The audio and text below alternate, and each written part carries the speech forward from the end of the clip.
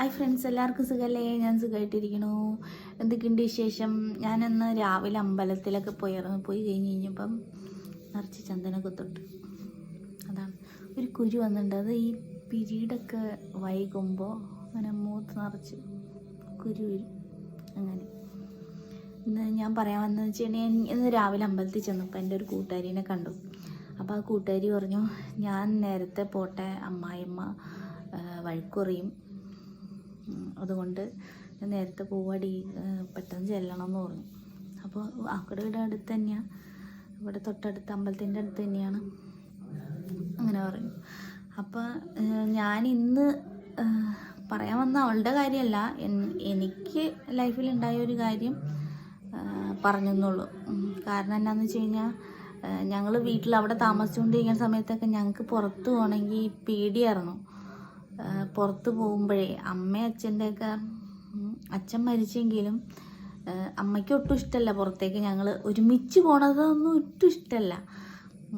അപ്പം ഇഷ്ടമല്ലാണ്ട് വരുമ്പോൾ, വന്നു കഴിഞ്ഞ് കഴിയുമ്പോൾ അമ്മയുടെ മുഖം എവിടെയെങ്കിലുമൊക്കെ പോയിട്ട് തിരിച്ചു വരും, അമ്മയുടെ മുഖം അങ്ങനെ ഇരിക്കും.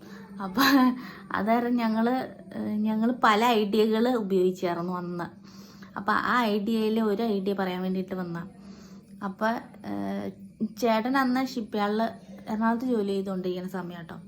അപ്പം ഞങ്ങൾ എന്ത് ചെയ്ത്, ഇത് കുറ്റമായിട്ടല്ല പറയണേ, ഞങ്ങൾ ചെയ്ത ഒരു ഐഡിയ പറയാമെന്നുള്ളൂ. അപ്പം ചേട്ടൻ എറണാകുളത്താണ് ജോലി ചെയ്യണത്, രാവിലെ തന്നെ പോവും. പിന്നെ ഞാനാണ് വീട്ടിലുള്ളത്. പിന്നെ പിള്ളേരും സ്കൂളിൽ 9 മണിയാകുമ്പോൾ പോകും കേട്ടോ. അപ്പോൾ ഈ ചില ദിവസം അത് ഞങ്ങൾ പോകുന്നത്, എവിടെയെങ്കിലും പോകാൻ പ്ലാൻ ഇടുന്നത് ശനി ഞായർ ദിവസങ്ങളിലായിരിക്കും. അപ്പോൾ പിള്ളേർക്ക് ക്ലാസ് ഉണ്ടാവില്ലല്ലോ, അപ്പോൾ പിള്ളേരെ കൊണ്ട് പോകാമെന്നുള്ള രീതിയിൽ അങ്ങനെ പ്ലാൻ ചെയ്യും. അന്നേരം ചേട്ടന് രാവിലെ പോകണമല്ലോ, അപ്പം ഞാൻ വീട്ടിലുണ്ട്.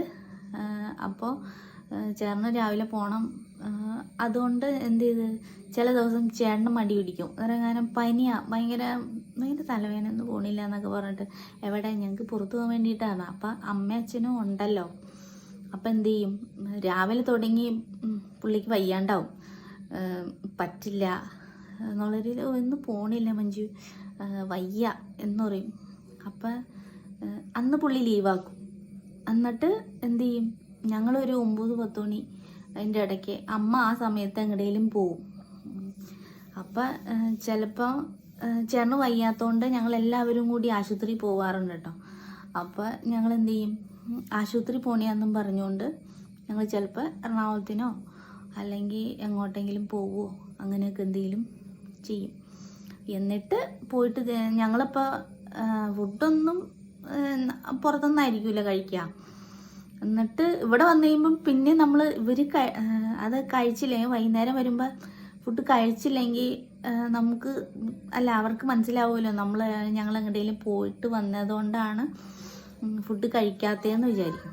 അപ്പം എന്ത് വിചാരിക്കും, അപ്പം ഞങ്ങൾ എന്ത് ചെയ്യും, പൊന്നും മൂത്താളും ഇളയാളും ഒന്നും കഴിക്കില്ല വീട്ടിൽ. അവരവിടെ ഫുഡ് പുറത്തുനിന്ന് കഴിച്ചിട്ട് പിന്നെ അകത്ത് വന്നിട്ട് കഴിക്കില്ല. ഞങ്ങൾ എന്തെങ്കിലും കഷ്ടപ്പെട്ട് ഞങ്ങൾ പിന്നെയും വീട്ടിൽ വന്നിട്ട് കുറച്ചും കൂടി ഫുഡ് കഴിക്കും. ഞങ്ങൾ പുറത്തൊന്നും വേറെ എങ്ങും പോയിട്ടില്ല എന്നൊക്കെ അറിയിക്കാൻ വേണ്ടിയിട്ട് ഇച്ചിരി ഫുഡൊക്കെ കഴിച്ചിട്ട് കിടക്കും. അപ്പം നിങ്ങളെന്താ വൈകിയെന്ന് ചോദിക്കുമ്പോൾ പറയും, ഞാൻ വീട്ടിൽ പോയെന്ന് പറയും. അപ്പോഴും വീട്ടിൽ പോയെന്ന് പറയുമ്പോഴും അമ്മയ്ക്ക് അത് അത്ര ദഹിക്കില്ല. ഇപ്പം എന്തിനാ വീട്ടിൽ പോയി, കഴിഞ്ഞ ആഴ്ച പോയല്ലേ ഉള്ളൂ എന്നൊക്കെ പറയും. അങ്ങനെയൊക്കെ പറഞ്ഞുകൊണ്ടിരുന്നുണ്ട്. പിന്നെ കുഴപ്പമില്ല. പിന്നെ വന്നു കഴിഞ്ഞപ്പം എനിക്കും ഞങ്ങൾ പോവൽ കുറവായി.